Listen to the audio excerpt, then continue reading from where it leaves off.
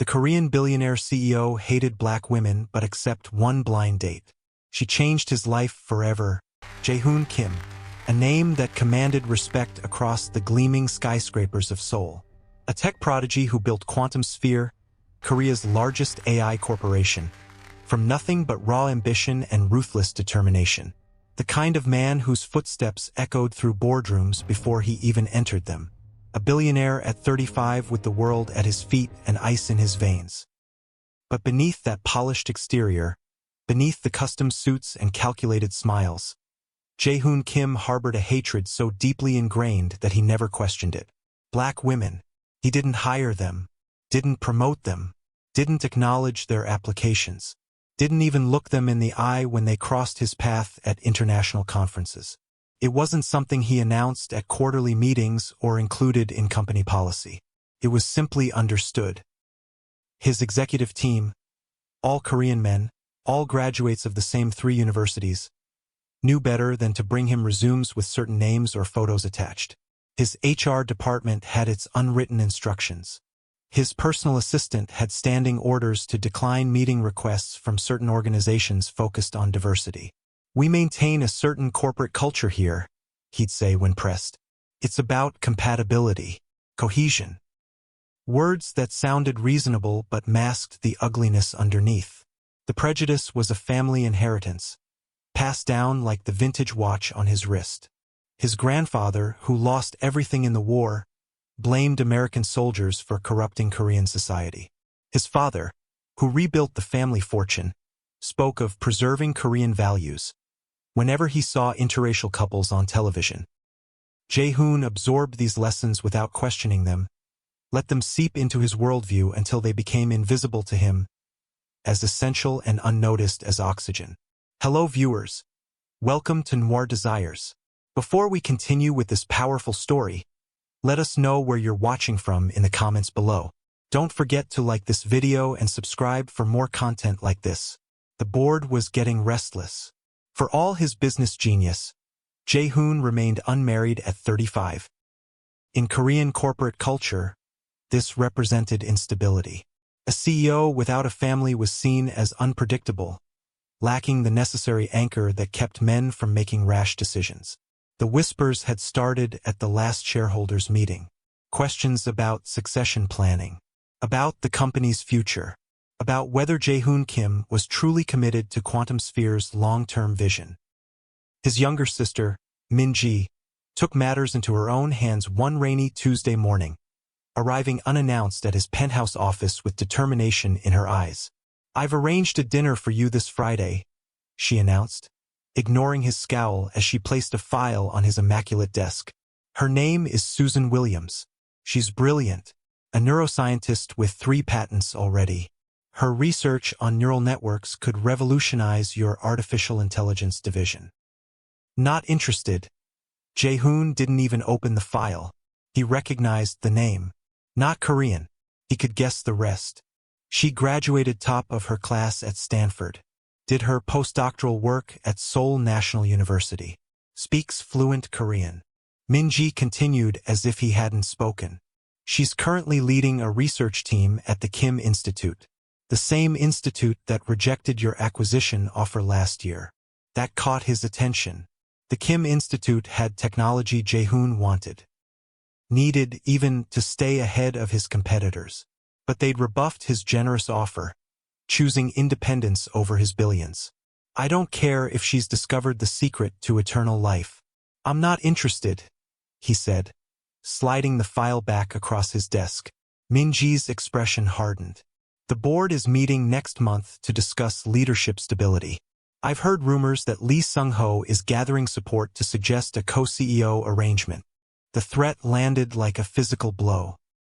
Lee Sung-ho was his father's oldest friend, a major investor who had never fully trusted Jae-hoon to lead alone. A co-CEO would be a humiliation. Public vote of no confidence. One dinner, Jae-hoon. Friday at 8. Hyangto restaurant. Private room already booked. Min-ji turned to leave, then paused at the door. "Oh, and if you stand her up, I'll tell the board about that algorithm problem your team is hiding." The door closed before he could respond. Jae-hoon sat in seething silence, staring at the file he refused to open. His sister had outmaneuvered him, using the one weakness he couldn't afford, the facial recognition algorithm his team had developed that worked perfectly on Asian faces but failed catastrophically on darker skin tones.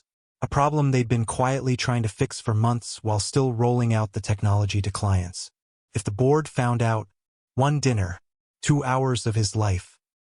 Then he could go back to building his empire and forgetting that Susan Williams existed.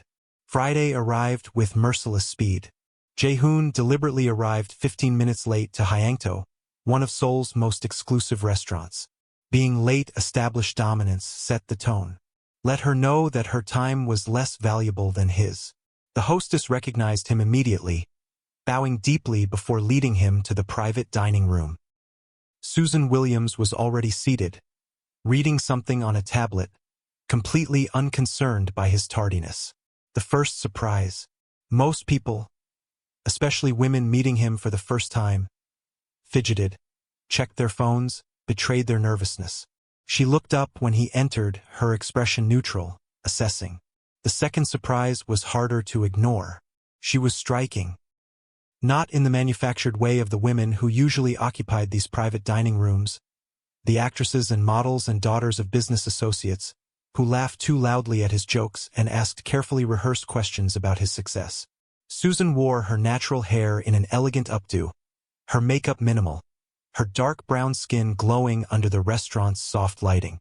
Her dress was simple but clearly expensive, a deep blue that reminded him of the ocean at night. "Mr. Kim," she said in perfect Korean, rising slightly in acknowledgement but not bowing. "I was beginning to think you might not come." "Traffic," he lied, taking his seat across from her. The table between them felt both too wide and not wide enough. "Of course."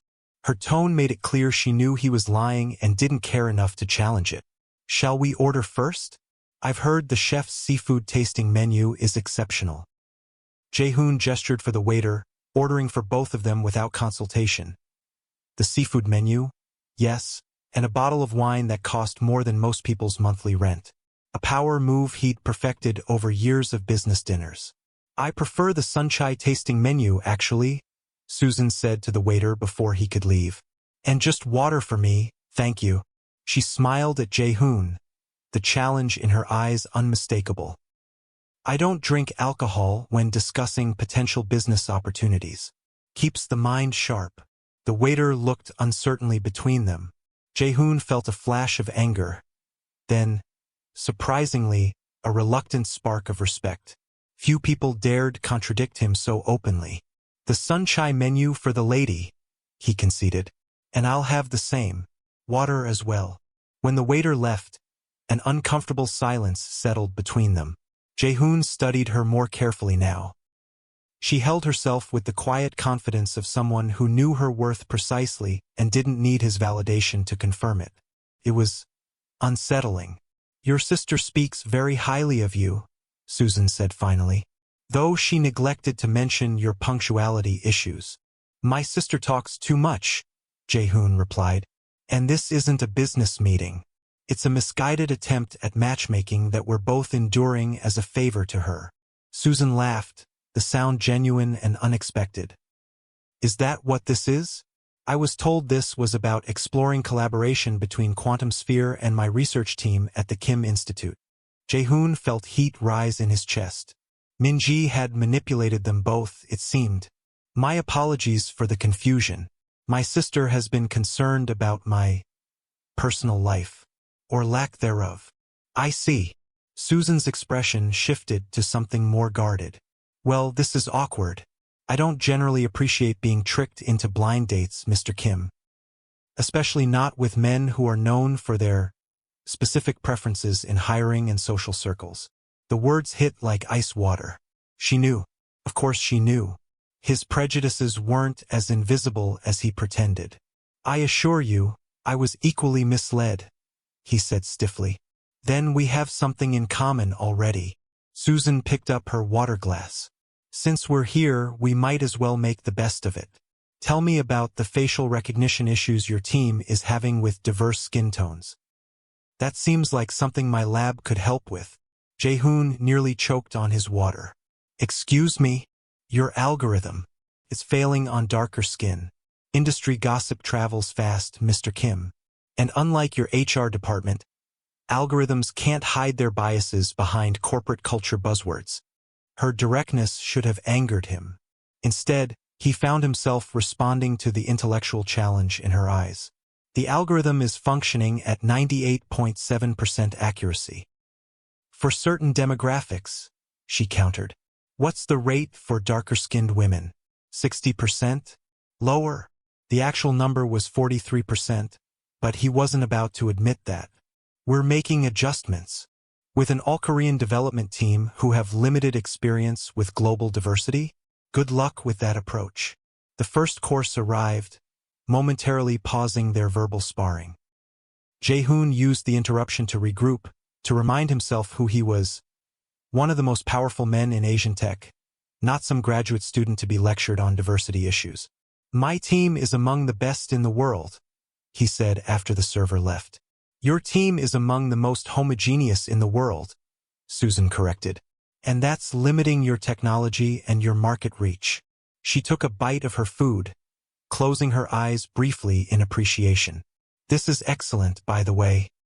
Good recommendation from your sister. You seem very comfortable criticizing a company you know very little about, Jae-hoon said, his tone cooler now. I've studied quantum sphere extensively. Your innovations in machine learning are impressive.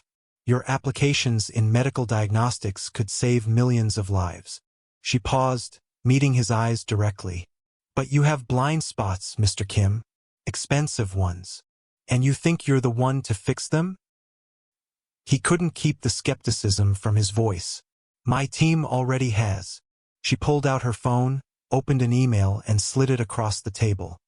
3 months ago, we developed an algorithm that achieves 97.5% accuracy across all skin tones and facial structures. The Kim Institute wasn't interested in selling it to Quantum Sphere because of your company's reputation for, let's call it, cultural inflexibility. Jae-hoon read the technical specifications on her phone, his mind racing. If these results were legitimate, her team had solved a problem his best engineers had been struggling with for nearly a year. The market implications were enormous. The competitive advantage, undeniable. Why show me this now?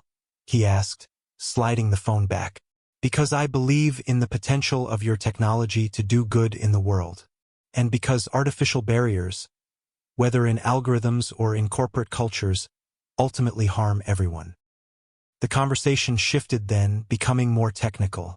Jae-hoon found himself engaged despite his initial resistance, drawn into a discussion of neural networks and machine learning patterns that challenged his assumptions. Susan didn't just keep pace with his technical knowledge. She pushed it further, asking questions that made him reconsider approaches his team had taken for granted. 2 hours passed in what felt like minutes. The meal ended, the dishes cleared away, and Jae-hoon realized with surprise that he'd forgotten to check his phone even once. Something that never happened during business dinners, let alone personal ones. This has been unexpectedly productive, he admitted as they prepared to leave. High praise indeed, Susan said with a slight smile. Perhaps next time we meet, it can be an actual business discussion at my lab. I'd like to show you what my team has been developing. Next time. The words hung between them, a question disguised as a statement. I'd like that, Jae-hoon heard himself say. Tuesday afternoon? Tuesday works. 3 o'clock. I'll send my assistant the details. She stood, gathering her things. Thank you for dinner, Mr. Kim. Despite the awkward circumstances, it was illuminating. Jae-hoon watched her leave, feeling strangely off balance. He'd expected to endure an uncomfortable evening and escape as quickly as possible. Instead, he'd agreed to continue their conversation, to visit her lab, something he rarely did even with established business partners. His driver was waiting outside. Home, sir? He asked as Jae-hoon slid into the back seat. No, Jae-hoon said after a moment. Take me back to the office. I need to review some files. He spent the weekend researching Susan Williams. Her academic credentials were impeccable. 3 patents by 33. Published in the most prestigious journals in her field. Recruited by the Kim Institute specifically to lead their neural interface division. No scandals, no controversy. Nothing he could use to dismiss her or her work. He found himself lingering over photos from academic conferences, interviews she'd given to science publications. In every image, that same quiet confidence, the intelligence that had challenged him over dinner. He told himself his interest was purely professional. That her research could solve critical problems for his company. That Tuesday's meeting was about business, nothing more. Tuesday arrived with unexpected anticipation. Jae-hoon's assistant seemed startled when he rearranged his entire afternoon schedule. Something he never did for anyone below the level of major international client. He arrived at the Kim Institute exactly on time, another departure from his usual habit of deliberate lateness. Susan met him in the lobby, professional in a simple blazer and trousers, her hair pulled back. She nodded in greeting, her expression carefully neutral. "Thank you for coming, Mr. Kim. My team is eager to show you our work." The lab was smaller than he expected, but impressively equipped. What really caught his attention, however, was the team itself. Diverse in every sense, gender, ethnicity, age. Researchers from at least 5 different countries, speaking a mix of Korean and English as they worked. So different from his own homogeneous development teams. Susan introduced him to everyone, each researcher explaining their contribution to the neural network project. Their enthusiasm was palpable, their respect for Susan obvious in how they deferred to her expertise, while clearly feeling comfortable challenging her ideas. "This is Dr. Park," Susan said, introducing an older Korean man. "He was my mentor at Seoul National University. Convinced me to stay in Korea after my postdoc. The best decision I ever made as department chair," Dr. Park said warmly. "Dr. Williams has revolutionized our approach to neural mapping." Jae-hoon felt a strange discomfort watching their easy rapport. It contradicted everything he'd assumed about how a team like this would function, the friction he'd expected, the inefficiency. Instead, he saw only collaboration and results. After the tour, Susan took him to a small conference room where she had prepared a detailed presentation of their facial recognition solution. The technical specifications were impressive, the potential applications even more so. "Your algorithm isn't just more accurate across demographics," Jae-hoon noted, studying the data. "It's also more efficient, requires less processing power. Diverse teams find diverse solutions," Susan said simply. "When everyone thinks differently, approaches problems from unique perspectives, innovation happens naturally. And you want to partner with Quantum Sphere? Despite our..." He paused, searching for a diplomatic phrase. "Despite your company's notorious lack of diversity and your personal reputation?" Susan finished for him. "Yes. Because your distribution platform could get this technology to hospitals and security systems worldwide. Because doing good at scale sometimes requires uncomfortable alliances." Her frankness was still jarring, but less offensive now. Almost refreshing after years of people telling him only what they thought he wanted to hear. "What would this partnership look like?" he asked. "Joint development, shared patents, and an agreement that implementation would prioritize ethical applications, healthcare, missing persons, disaster response, before luxury security or surveillance systems." "That's not how we typically structure partnerships." "I'm not a typical partner, Mr. Kim." Their eyes met across the table, the challenge clear in hers. Jae-hoon felt something shift inside him, a door opening to a possibility he hadn't considered before. "I'll need to discuss this with my team," he said finally. "Of course. Take your time." She gathered her presentation materials. "This isn't a decision to rush." As he was leaving, Jae-hoon paused at the door. "Would you be open to continuing this discussion over dinner? Tomorrow, perhaps?" Susan studied him for a moment, her expression unreadable. "Is this a business dinner or another blind date?" "Business," he said quickly. Then, with more honesty than he'd intended. "But I wouldn't mind the company as well as the conversation." A small smile appeared at the corner of her mouth. "Tomorrow works. Send me the details." What followed was a series of meetings that blurred the line between professional and personal. Dinners that started with technical discussions and evolved into conversations about their backgrounds, their education, their perspectives on the world. Lunches where they debated the ethical implications of AI development. Coffee meetings where they sketched potential applications on napkins, their hands occasionally brushing as they reached for the same pen. Jae-hoon found himself looking forward to these encounters, rearranging his schedule to accommodate them. He told himself it was about the partnership, about the technology. But he knew there was more to it, a connection he hadn't expected and couldn't easily dismiss.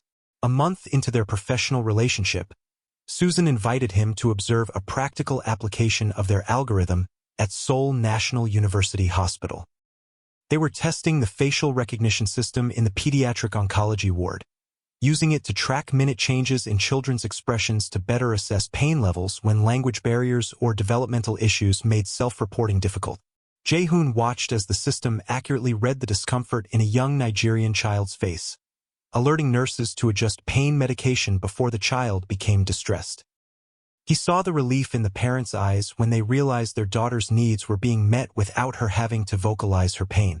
"This is what technology should do," Susan said quietly, standing beside him.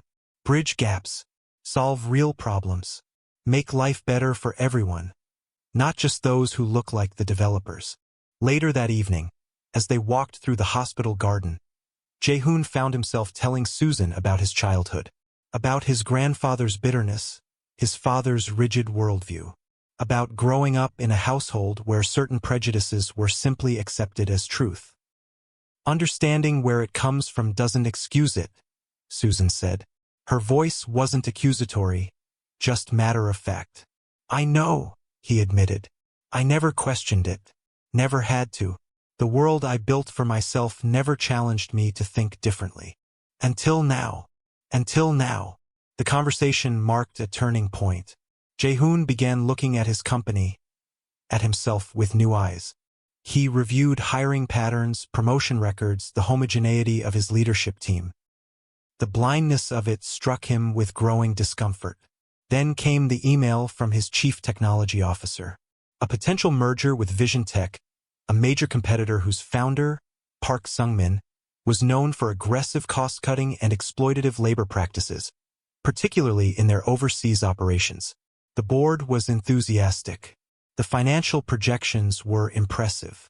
The competitive advantage, undeniable. Jae-hoon forwarded the email to Susan without comment. Her response came an hour later. "Their facial analysis software has been used by authoritarian governments to track and arrest political dissidents. Is this really who Quantum Sphere wants to become?" The question haunted him. 3 years ago, he wouldn't have hesitated. Business was business. Profit was the only metric that mattered.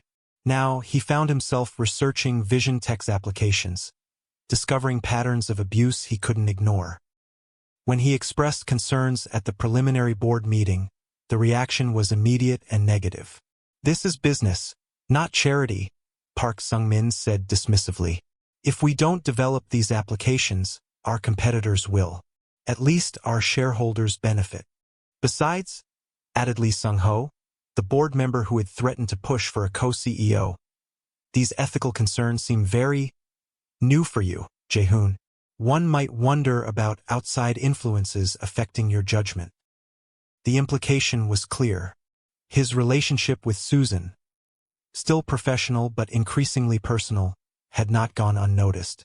The old guard saw it as a weakness, a corruption of his business instincts. This story is about to take an incredible turn.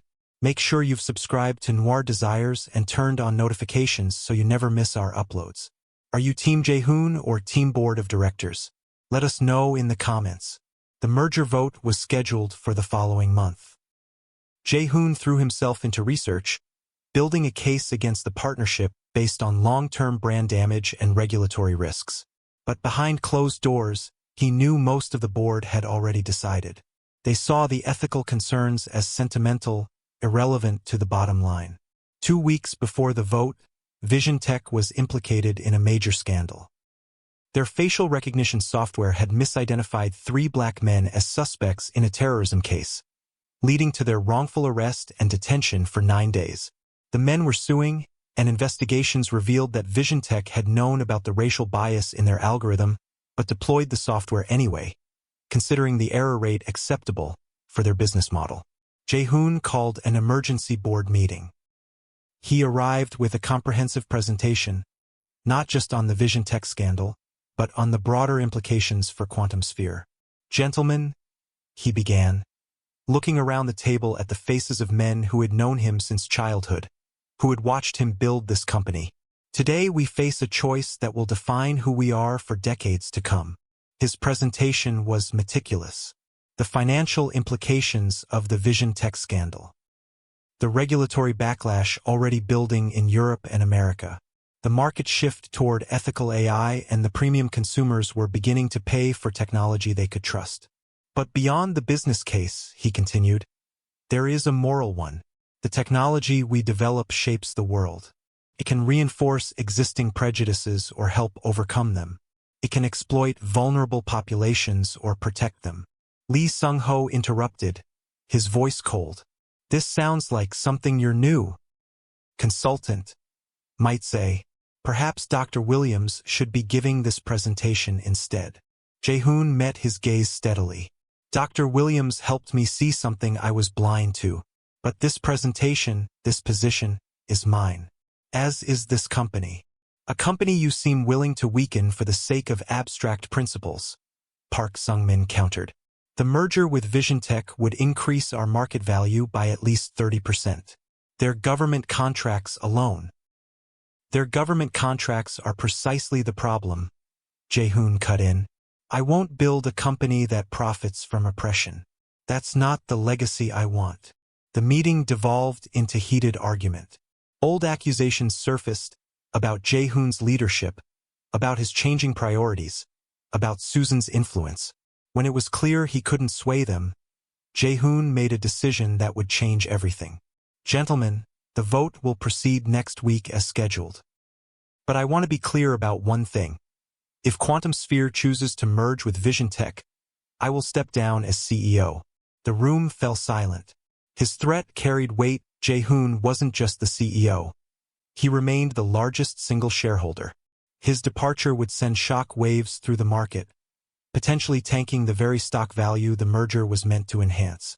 "You would destroy what you built over this?"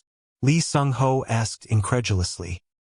"I would refuse to destroy it by making it something I can no longer believe in," Jae-hoon replied. He left the boardroom without waiting for a response. That evening he called Susan.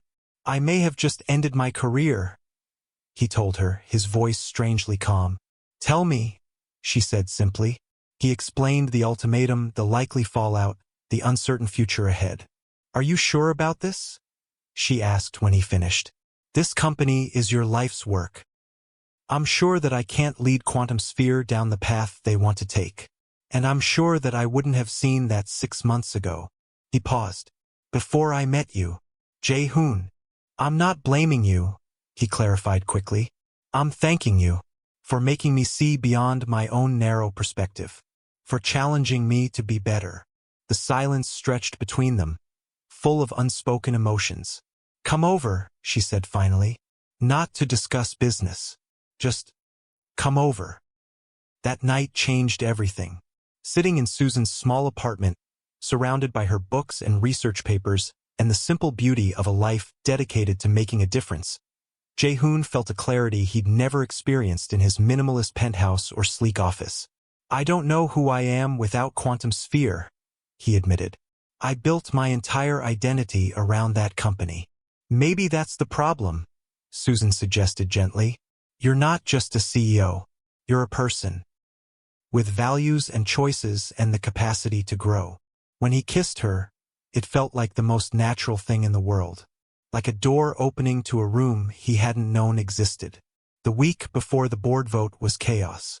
News of the potential merger had leaked, along with rumors of Jae-hoon's ultimatum. Quantum Sphere's stock fluctuated wildly.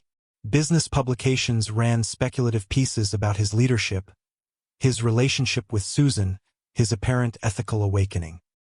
Most were skeptical, assuming it was either a negotiating tactic or a midlife crisis. The morning of the vote, Jae-hoon did something unprecedented. He called a company-wide meeting, inviting all employees, from senior executives to maintenance staff. Over 2,000 people gathered in the main auditorium and connected conference rooms, uncertainty evident on their faces. I founded Quantum Sphere 10 years ago with a simple mission: to develop artificial intelligence that could solve real-world problems. Along the way, we've created remarkable technology. We've changed industries. We've made a lot of money. He paused, looking out at the sea of faces. But we've also created systems that reflect and sometimes amplify the biases of their creators, myself included. A murmur ran through the crowd. This was not the Jae-hoon Kim they knew, the ruthless perfectionist who demanded results above all else. Today, our board will vote on a merger that would increase our market share and our profitability. It would also align us with a company whose technology has been used to harm innocent people, to suppress dissent, to reinforce systems of discrimination. The murmur grew louder. Employees exchanged glances, unsure where this was leading. I have informed the board that if this merger proceeds, I will resign as CEO. Not as a negotiating tactic, but because I cannot in good conscience lead a company that prioritizes profit over humanity. The auditorium erupted in shocked whispers. Executives shifted uncomfortably. Lower-level employees looked both confused and intrigued. Whatever happens today, Quantum Sphere will change. If I remain as CEO, we will embark on a fundamental transformation, diversifying our teams, reviewing our applications for bias, prioritizing ethical development alongside profit.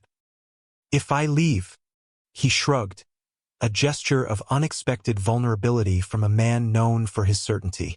Then each of you will need to decide what kind of company you want to work for. The board vote was scheduled for 2 p.m. By 1:30, employees had organized an impromptu demonstration outside the boardroom, hundreds of them, standing silently, watching the board members arrive. Not protesting exactly, just present, bearing witness. Inside the boardroom, the atmosphere was tense. Lee Sung-ho spoke first. Your theatrics this morning were inappropriate and potentially damaging to shareholder value, he said coldly. This emotional appeal to employees who don't understand the business implications. Those employees are the business, Jae-hoon interrupted. Their talent, their creativity, their work is what builds our products.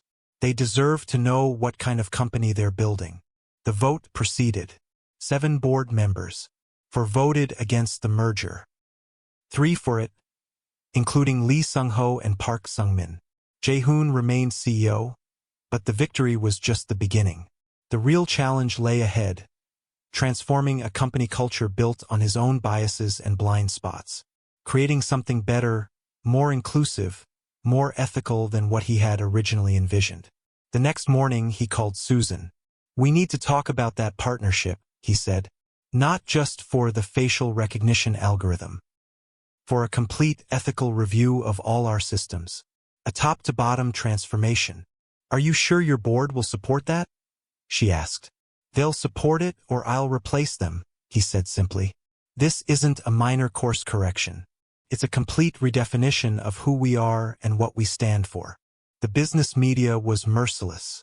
Articles questioned his judgment, his stability, his relationship with the American researcher who's redirecting Korea's most innovative tech company.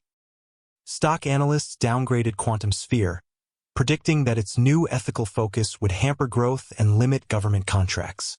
Jae-hoon's former allies distanced themselves. Business associates canceled meetings. His invitation to the Presidential Economic Council, something he'd once coveted, was quietly rescinded. Through it all, Susan remained steady, supportive, but never allowing him to retreat into self-pity or self-righteousness. This was never going to be easy, she reminded him one evening, as they reviewed yet another negative press piece. You're challenging not just your company, but an entire industry's assumptions about success and profit. I never thought it would be this difficult, he admitted. Or this lonely. She took his hand. You're not alone. Not anymore. Their relationship deepened as they navigated both personal and professional challenges. Jae-hoon found himself sharing parts of himself he'd kept hidden even from family. His doubts, his fears, his growing awareness of how limited his perspective had been. Susan shared, too, the exhaustion of constantly proving herself in spaces that weren't designed for her, the microaggressions she'd endured throughout her career, the determination that had carried her forward despite them. 6 months into Quantum Sphere's transformation, disaster struck. An internal memo was leaked to the press, a detailed assessment of bias in the company's existing products, including evidence that they had known about accuracy disparities across demographics for years before Jae-hoon's change of heart. The document was genuine but incomplete, missing the sections outlining the corrective actions already underway. The stock plummeted. Class action lawsuits were filed. Government regulators announced investigations. And in the midst of the chaos, Lee Sung-ho made his move, a hostile takeover attempt leveraging the crisis to argue that Jae-hoon's leadership had become a liability. "This is what you risked everything to prevent," Susan said as they reviewed the takeover documents. "Lee Sung-ho is partnering with Vision Tech to acquire controlling interest in Quantum Sphere. He's been planning this since I opposed the merger," Jae-hoon realized. The leak wasn't accidental. It was strategic. For the first time since his transformation began, Jae-hoon felt the old temptation to fight dirty, to use the same underhanded tactics his father had employed in similar situations. He had information on Lee Sung-ho that could destroy the man's reputation. He had connections who could apply pressure where it would hurt most. "What are you thinking?" Susan asked, watching his expression darken. "That I know how to stop this. But not the way I want to be now." She touched his face gently. "Then find another way, a better way."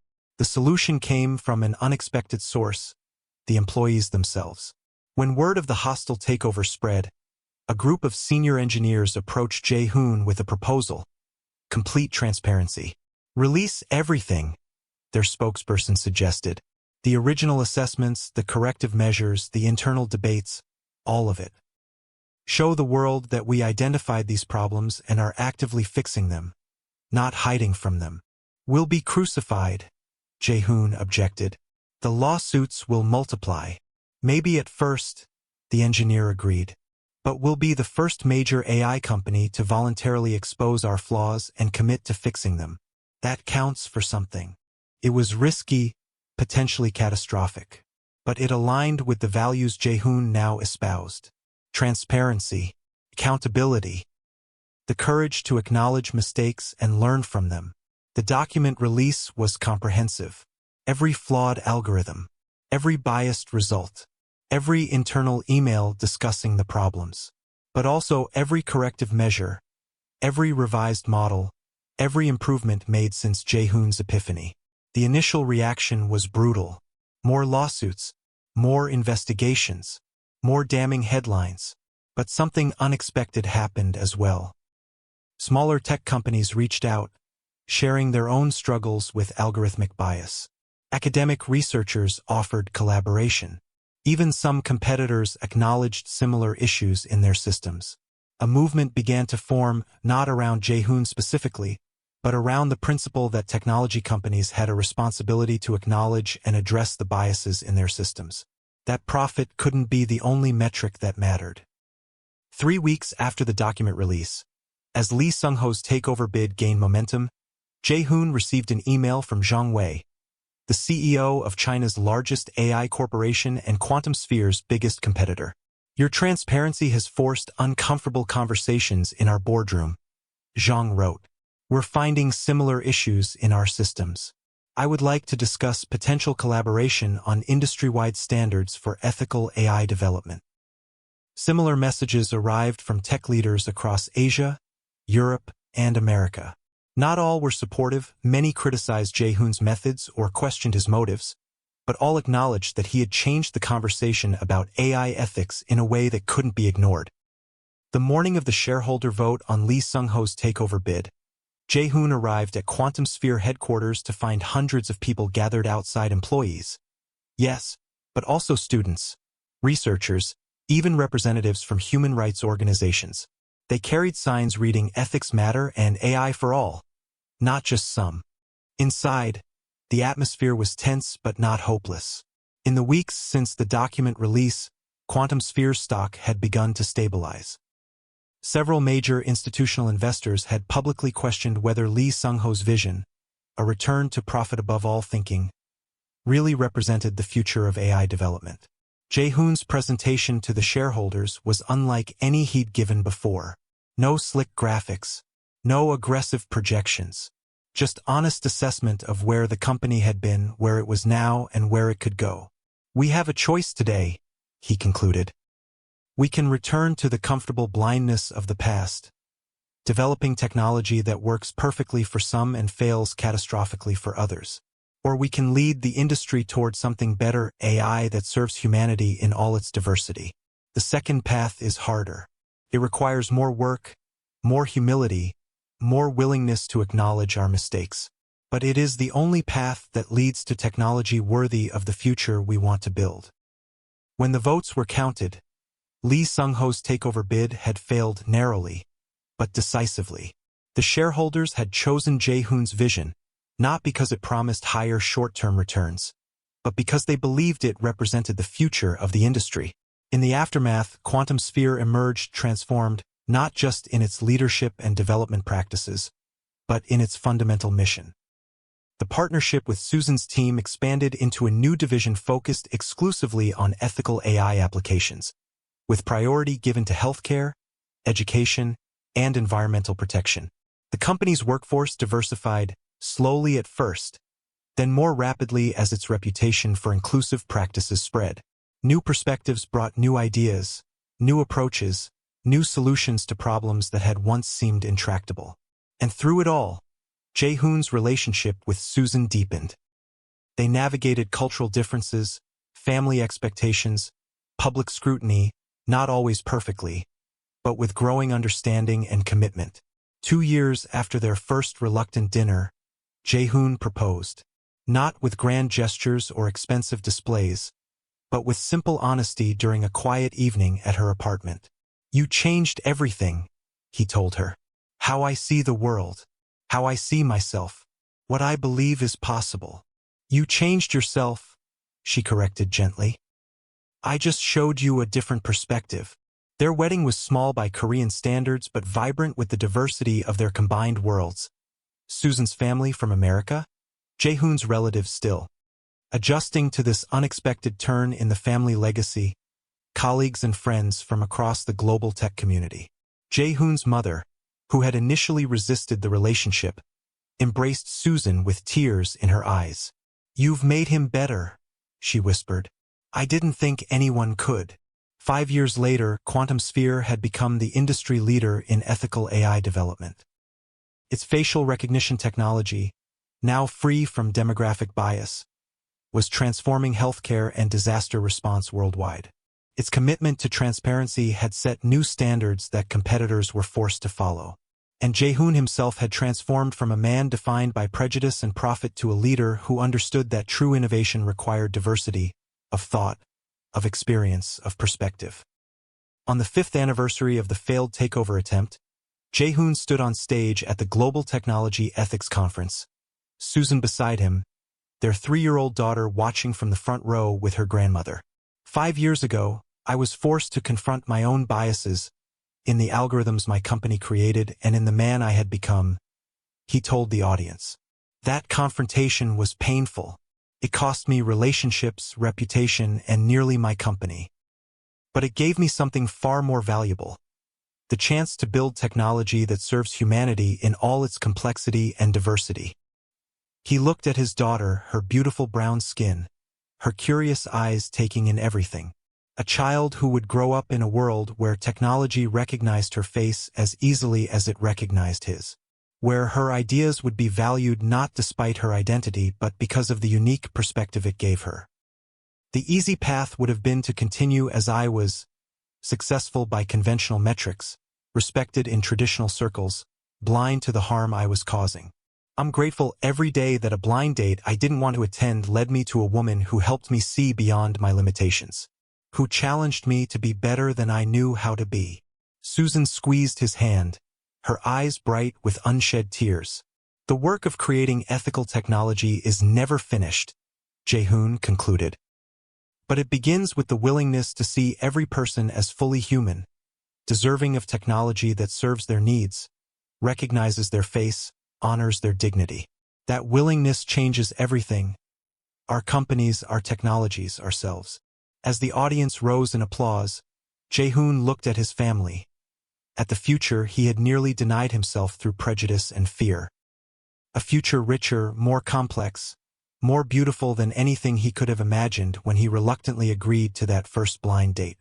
He had lost an empire of bias and gained a kingdom of possibility, and in that exchange had found himself transformed. Thank you for watching until the end of this emotional journey. Did you enjoy the story? Let us know your feelings in the comments section. Don't forget to subscribe to Noir Desires as we bring you another powerful story very soon. Hit the notification bell so you never miss an upload.